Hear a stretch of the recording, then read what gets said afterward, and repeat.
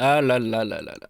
Quand on se lance dans le monde merveilleux du montage vidéo, en général, on pense un peu trop vite au résultat final, ou aux effets qu'on va mettre, aux transitions, au ralenti de ma boule avec Epic Handheld B-Roll. C'est un peu l'erreur classique de tout monteur qui se lance. Je jette pas la pierre, hein, je l'ai fait, cette erreur. Et en allant trop vite comme ça, on ne fait pas une chose qui est hyper importante. Et cette chose, c'est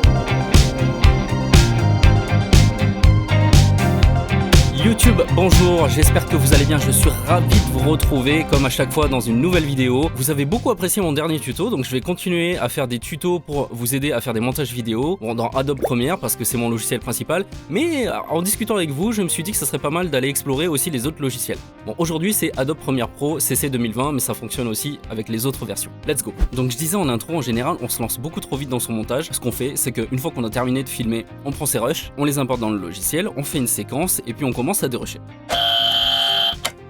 Et non, vous n'allez plus faire ça. Il y a une chose à faire avant ça. Une seule chose. Elle est très très rapide, elle tient en quelques clics. Il faut que vous conformiez vos rushs.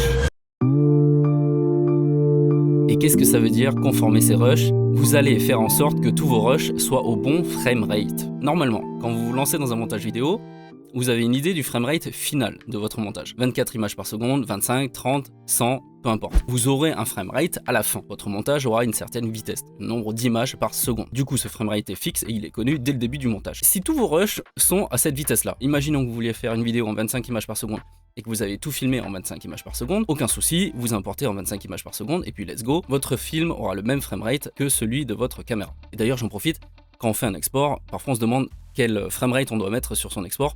Alors, en général, il vaut mieux mettre le framerate des rushs. Mais ça se peut que dans certains de vos projets, vous ayez filmé avec plein de caméras. Des GoPro, des drones, plusieurs caméras, plusieurs boîtiers, dont vous ne maîtrisiez pas les settings et vous n'avez pas eu le temps de tout conformer avant le tournage, ou alors vous vouliez faire des ralentis ou des effets spéciaux, donc vous avez filmé avec une cadence plus élevée, avec plus d'images. Du coup, vous vous retrouvez avec des rushs en 23 points je sais pas quoi, 24, 25, 30, 60, 100, 120 fps, images par seconde, selon si vous aviez une norme NTSC ou PAL dans votre caméra. Bref, c'est le bordel dans votre projet. Mais les logiciels étant bien faits, quand vous faites ça, votre rush, vous allez le lire, il va se lire à la vitesse normale, vous verrez pas la différence et donc vous serez là en train de vous dire bon bah c'est bon, nickel. Et je ralentirai en changeant la vitesse, voilà, en faisant un clic droit, vitesse du rush, et vous changez 50%, 75%, etc. Stop, stop, stop, stop, stop. Je vous conseille de ne pas faire ça. Je vais plutôt vous montrer comment conformer la vitesse, le framerate de vos rushs à la même vitesse que votre séquence et votre export final. Et pour faire ça, c'est très simple, ça tient en quelques clics encore une fois, c'est vraiment très rapide à faire. Donc vous prenez vos rushs, vous les importez dans votre projet, et là comme vous pouvez le voir, vous avez différentes vitesses. Donc là j'ai du 23.976 images par seconde, j'ai du 25 images par seconde, du 29.97 images par seconde, du 30 images par seconde, du 100 images par seconde, et même du 119.91 images par seconde. Ça c'était un rush en NTSC.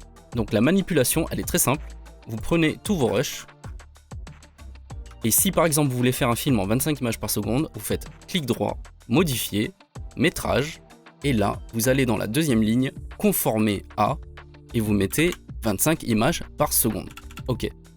Et voilà, la manipulation est terminée, tous vos rushs vont être lus comme s'ils étaient à 25 images par seconde. Qu'est-ce que ça va avoir comme conséquence ? Ça va avoir comme conséquence que un rush qui était par exemple en 100 images par seconde et que je mets dans la timeline, si on regarde là comment il se comporte, il est lu à une vitesse réelle mais très fluide parce qu'il est à 100 images par seconde. Et quand il est conformé, regardez ce qui se passe, il va être lu au ralenti.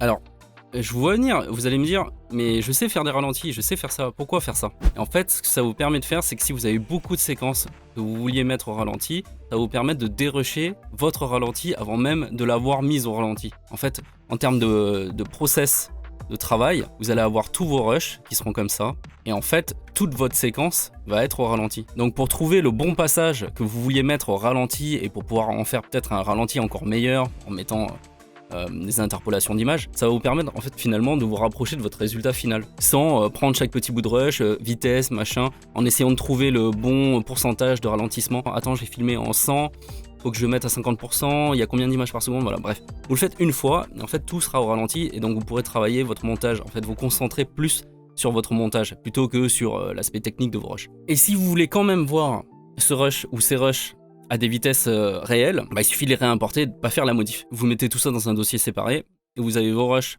ralentis et vos rushs non ralentis. Et voilà, le tuto est terminé.